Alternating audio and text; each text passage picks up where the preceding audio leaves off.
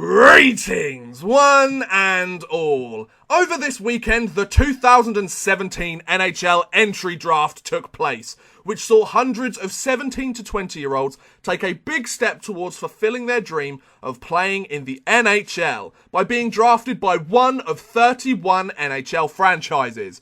Here are the big stories from the event. Let's take a look. And we start with the reveal of the first overall pick of the draft. There was a lot of debate within the hockey scouting world as to who would be selected by New Jersey with the number one pick in the draft. Either Nolan Patrick or Nico Hischier. Hischier was a guy who had risen through the draft rankings all year after having a tremendous year, and Patrick was the number one man for much of the season and last year until he got injured this season. There is a lot of evidence supporting each candidate and why they should be a first round pick, and either of these guys are well deserving of the honour. However, we found out the answer on Friday night as the New Jersey Devils selected Nico Hischier with the number one draft pick in the 2017 entry draft. Hischier had an outstanding season with the Halifax Mooseheads of the QMJHL. He rose through the draft rankings as the season went on due to becoming a more complete player, more so than some might say than Nolan Patrick. And Hischier has now become the first Swiss-born player to be drafted first overall in the entry draft. So that's not a bad night for Nico, that's for sure. And he's represented his country well. Hopefully the game of ice hockey will grow in Switzerland even more now. And of course that means that Nolan Patrick, he was expected to go first overall for most of the year. That means that Patrick has fallen to second overall in the draft. And he was drafted by the Philadelphia Flyers, who of course jumped up in the NHL draft lottery. Now that is still a monumental gain for the Philadelphia Flyers, as they have got themselves a solid NHL future star now on their roster. Both Hischier and Nolan Patrick will stay in the NHL for a very long time, provided things go the way they should. Good luck to both of them, even though they're Metropolitan Division rivals of the teams that they've been drafted to. Good luck to both of them. I would assume that we're going to see both of these guys on their rosters next year, or this upcoming season. So good luck to them, why not? Now, in other news regarding the first round picks of the draft, the Vegas Golden Knights had 3 first round picks in their first ever draft, with their highest being the number 6 pick. And with that number 6 pick, they selected Cody Glass as the first Golden Knights draft pick in franchise history.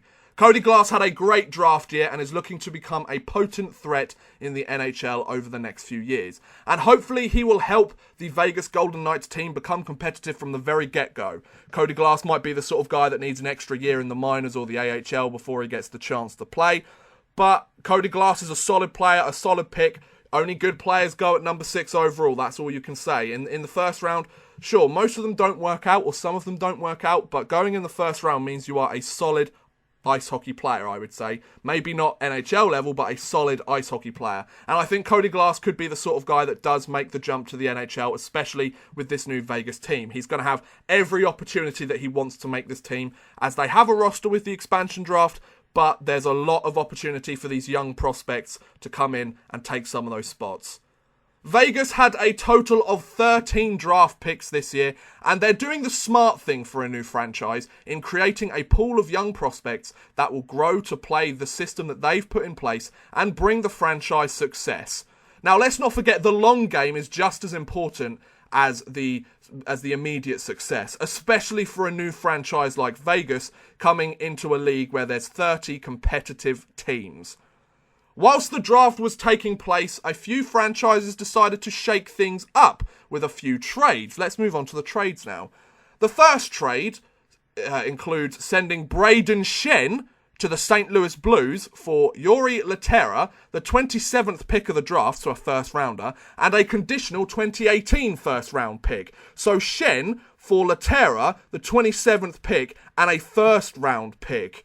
Considering we had the Jolmerson trade, the Panarin/Saad trade, and the Stepan/Ronta trade that same day, teams still wanted to massively shake things up with some blockbuster trades. The 23rd of June was ridiculous for trading, and I loved it.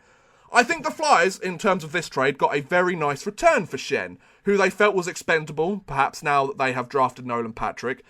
And I also think the St. Louis Blues perhaps overpaid for Shen with the 2 first rounders that they gave up, as well as Laterra.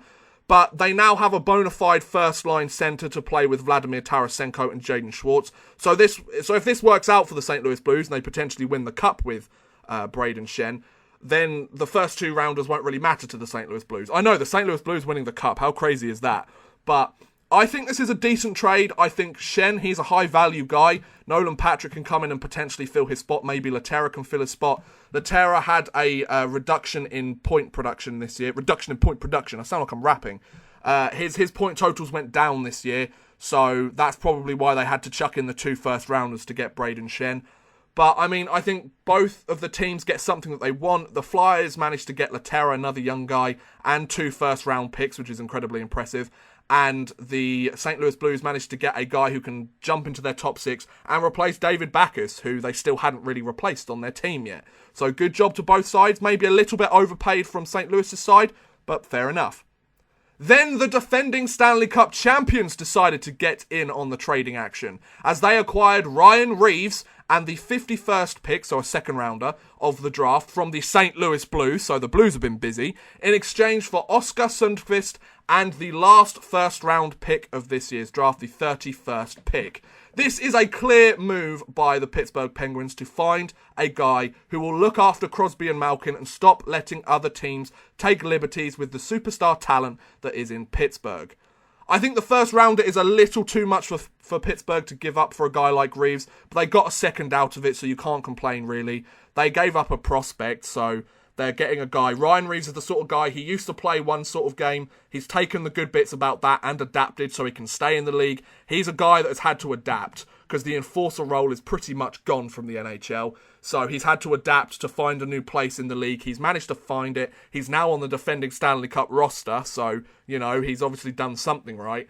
And the St. Louis Blues, they get a young guy looking to find a home in the league. And maybe St. Louis is that place.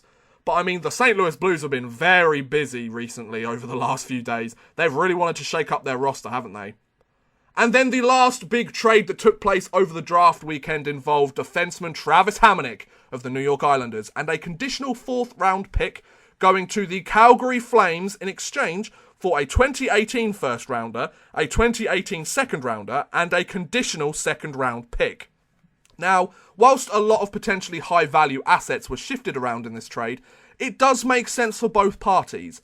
The Flames get another solid right-handed defenseman who had wanted to move closer to his family in Western Canada for a little while, whilst making the Flames' defensive core one of the best in the league. They have got some solid players in that defensive core now. They're going to be a tough team to score against. And the Islanders get several very good draft picks in the high rounds. However, Travis Hamonic is the sort of guy that the Islanders lineup will miss terribly, as he eats minutes for breakfast and he's very defensively responsible. So the Islanders will need to find a replacement, and soon. Perhaps they have their eyes on a guy in the free agency, which starts on the 1st of July. However, they're going to need to find a guy, and they're probably going to have to overpay this guy in order to bring him to the Islanders. Because the Islanders, they missed the playoffs again this year. They haven't been very strong recently. They took a step back over this last season, and they've traded away some of their good assets. They've picked up Jordan Eberle in a trade earlier, so that's good. They've added to their scoring, but they seem to be getting rid of most of their strong defensemen. So are they going to have to pick up a very, very old veteran guy to maybe replace him? Or are they going to have to make another trade to pick up somebody else, maybe with one of these draft picks? I think the defensive situation in the Islanders franchise is very all over the place at the moment. So I'm interested to see what the Islanders do, I think is what I'm trying to say. And finally, the last notable piece of news over the drafting process was the coaching announcement that Lindy Ruff will be joining the New York Rangers bench as an assistant coach. Lindy Ruff most recently was the head coach of the Dallas Stars franchise, but was relieved of that duty earlier this year due to the Stars' disappointing season, but they ended up getting the 3rd overall pick, so that's not a bad thing. Also, Lindy Ruff will replace Jeff Bookaboom, who is now taking a scouting role for the Rangers franchise. So Bookaboom comes off the coaching bench. Lindy Ruff goes in, Bookaboom becomes a scout, and Ruff will look to complement head coach Alain Vigneault's coaching style of rolling 4 lines with his more defensive-minded approach. Now, I was watching the draft and the NHL Network talking about this. I found it very interesting that Lindy Ruff is a guy that knows how to run defense quite well, so he'll probably be the defensive coach for the New York Rangers. Alain Vigneault is the sort of guy that likes to roll all 4 forward lines, all 3 defensive pairs. But Lindy Ruff will hopefully help in terms of getting the right guys out on the ice when you need them. Because I think that's a problem with rolling all of the lines. Sometimes you don't have the right guys out there in order to sort everything out. So hopefully Lindy Ruff will be able to steer Alain Vigneault and his ideas into the right direction. I think these two could work quite nicely together. And hopefully, as a Rangers fan myself, we will find some success very soon. And there you go. Those were all the big stories from the 2017 NHL Entry Draft. What did you think about this year's draft? Was it good, bad, or are you more excited for free agency next week? I'm so excited for free agency. Let me know in the comments below. I would love to hear what you guys think. But thank you very much for watching, guys. I hope you have enjoyed. Please feel free to like, subscribe, share, or watch one of my other videos. Thank you very much for watching, and goodbye.